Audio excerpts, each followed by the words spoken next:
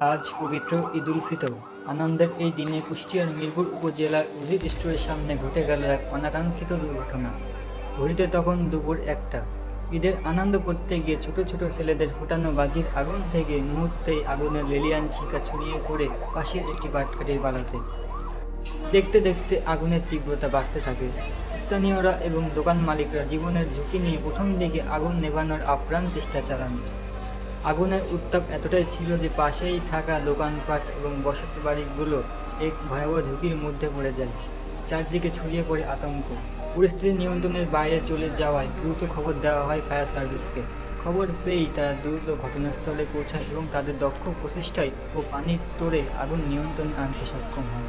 আল্লাহর অশেষ রহমতে বড় ধরনের কোনো প্রাণহানি ঘটেনি, তবে বেশ কিছু সম্পদ পুড়ে ছাই হয়ে গেছে। সবাইকে অনুরোধ করব, আনন্দের আতিশয্যে এমন কিছু করবেন না যা অন্যের ক্ষতির কারণ হয়ে দাঁড়ায়। সাবধান থাকুন, নিরাপদ থাকুন। আল্লাহ আমাদের সবাইকে হেফাজত করুন। আমিন।